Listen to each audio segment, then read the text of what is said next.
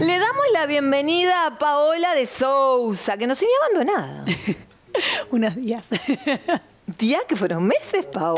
Extrañando No sé y acá cuál de es el vuelta. concepto tuyo del tiempo.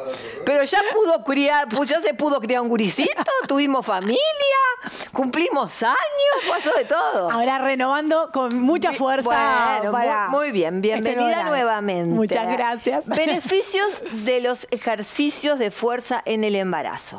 La idea hoy es poder aprovechar este espacio para poder traer información actualizada, ¿no? Y sacar muchos mitos que a veces circulan alrededor del embarazo y del entrenar y de cuidarnos. Así que hoy, después de todo lo que hemos hablado en estos años, la idea es que en el 2024 ya nadie de los que nos está mirando dude de la importancia del entrenamiento, de hacer ejercicio en el embarazo. Beneficios para la mamá y para el bebé. Eso como de base siempre. Pero hoy la idea es un poquito más. Mi pregunta es, ¿cuánto hace que sabemos que esto es así? El ejercicio hace muchísimos años, pero muchísimo más de 20. O sea, de mantenerse activo. Puedo decir muchísimos años, 20 años, y yo pienso, claro, 30, cuando yo tengo mis hijos que eran 40, lo primero que te decían es que no hicieras cosas. Que hicieras poca, es verdad, es verdad. Lo que pasa es que ha ido cambiando mucho por un lado la medicina preventiva, no esperar a estar enfermos para hacer algo. Exacto. Y desde ahí entender que el sedentarismo es lo que nos acerca a las enfermedades. Entonces, Exacto. desde ahí tener que mantenernos activos. Hoy vamos a hablar en las embarazadas, pero también esto es para todos. Capaz que hay algo que sorprende y que lo han mostrado los últimos estudios a nivel, no uno o dos, sino varios estudios, es que entender el sistema locomotor, los músculos, no solamente para trasladarnos o para estética, sino que en realidad como un órgano endocrino. ¿Qué es eso? Es que metabólicamente es activo, que puede generar cambios en la salud. Total. O sea, en la salud, en reducir... O sea, en prevenir la diabetes, por ejemplo, ¿no? Sí, o sea, sí. Impacta en la glicemia en sangre, impacta en muchos lugares que no es solamente el permitirnos trasladar. Entonces, eso sí, o tener un cuerpo en forma. O tener un cuerpo en forma, o la operación, o algo para el verano, sí. o como algo superfluo, el entrenamiento de fuerza. Entonces, eso ha ido cambiando. Hoy hablamos, entonces, con eso que decíamos al principio, el ejercicio y el movernos siempre. Pero ahora la idea es ir un poquito más, es el entrenar nuestros músculos, ¿sí? Porque el desarrollo de la fuerza va a ser, por un lado, que genere un impacto a nivel óseo y eso va a prevenir la osteoporosis. No es poca cosa, ¿no? Que en las mujeres es de los problemas más grandes a medida que pasan los años. Total. ¿Sí? Entonces, eso es muchísimo. Después, todo lo que tenga que ver, que se vio, que incluso genera mejor, es uno de los recursos para prevenir la depresión, ¿no? Hablando de salud mental, ¿no? No es poca cosa. No solo el movernos, que ya sabíamos que genera endorfinas, o sea, la sensación de placer, placentera después del ejercicio, sino lo que impacta a nivel cognitivo. Sí, lo que dijiste al principio, como un órgano endocrino.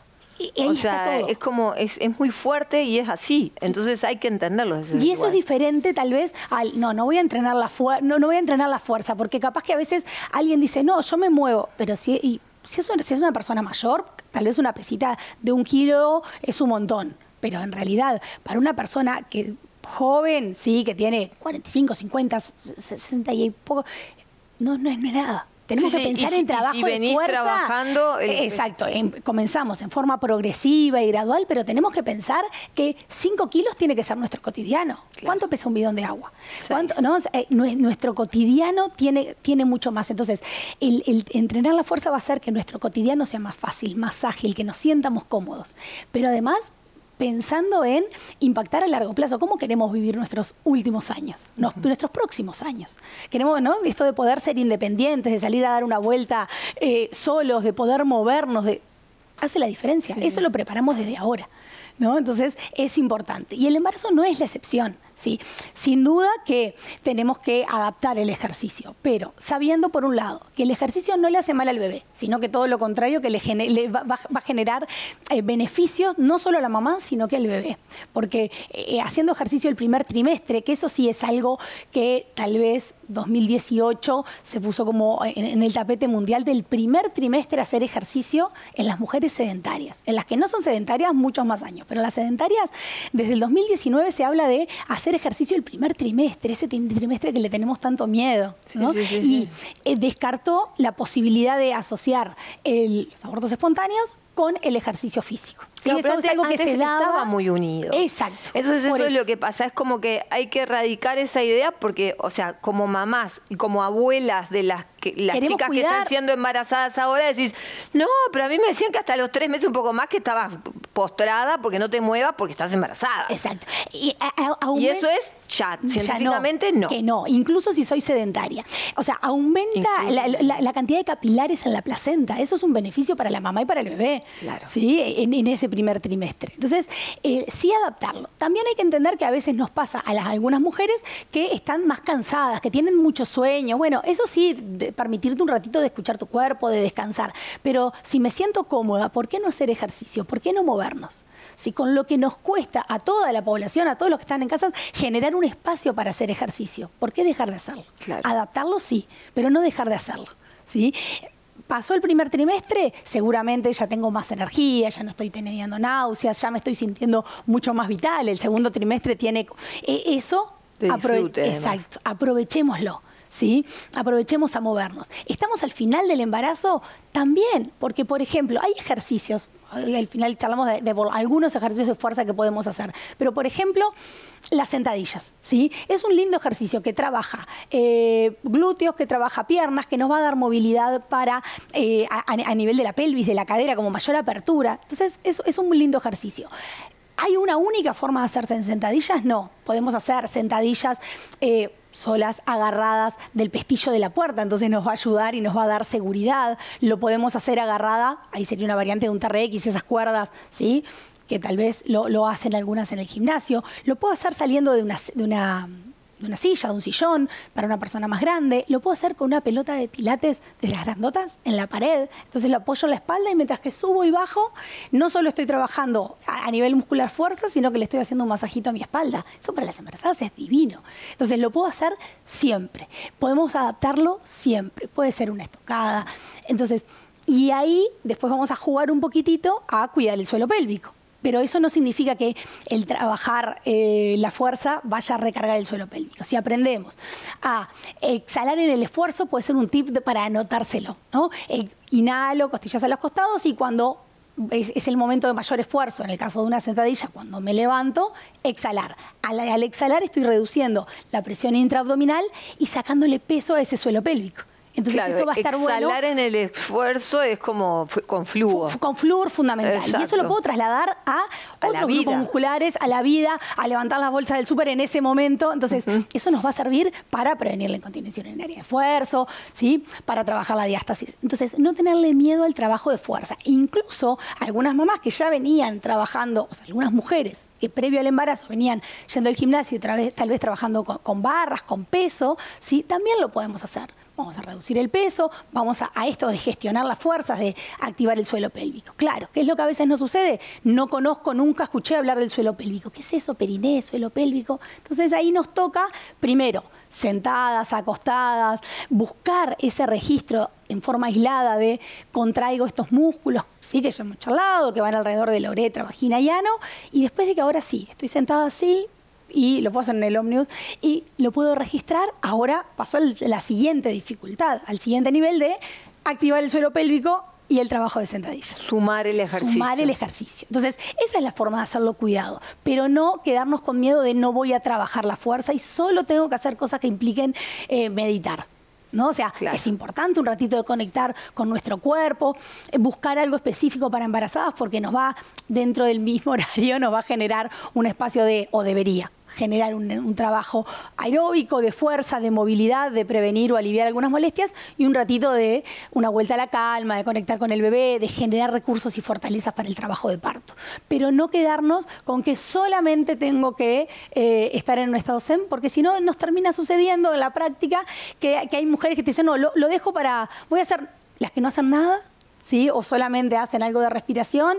Y el puerperio es muy intenso. Entonces, claro, lo que entrene en el embarazo nos va a ayudar a la recuperación en el posparto. Pero o las otras mamás que siguen haciendo lo mismo que siempre, sin adaptar, sin registrar el suelo pélvico, entonces aumentamos la diástasis. Eso no, ¿sí? Que sea cuidadoso, pero no es imposible, es compatible. Y esto de el músculo, ¿sí?, como un órgano endocrino, y que además nos va a generar esto, metabólicamente cambios, que genera sustancias antiinflamatorias con impacto a largo plazo. Entonces, una vez que uno cambia esa mirada del músculo, que nos amigamos desde ese lugar, que decís, lo preciso, es mi medicina. ¿Sí? O sea, hay más riesgos sentada en el sillón que con el trabajo de pesas. Sí, total. ¿No? Entonces, y hay más gente sentada y sedentaria que la que está haciendo algo de ejercicio. No busquemos el momento ideal, en el caso del embarazo porque termina, pero en el caso de otras personas que nos estén mirando, empezar a hacer algo. ¿Sí? Capaz que no estoy haciendo nada, empiezo a salir a caminar, empiezo a hacer un trabajito de levantarme asistida, tal vez es solamente así sentada por una señora más grande que no ha hecho nada, buscar sus isquiones, autoelongación y desde ahí levantar la rodilla. Y esto ya es un trabajito para alguien que no está haciendo nada, mucho. ¿Sí? Entonces lo hago unas 12 veces, después cambio, lo hago con la otra y de a poquito lo voy a hacer eso mismo con la pierna estirada, ¿sí? Entonces ya pesa más y no me estoy moviendo. Y después eso me voy a parar. Nos tenemos que levantar de la silla, nos tenemos que levantar de la cama, sin compensar con fuerza de la espalda. Claro. Sí, ir viviendo desde otro lugar, porque uno no se da cuenta lo que ha cambiado.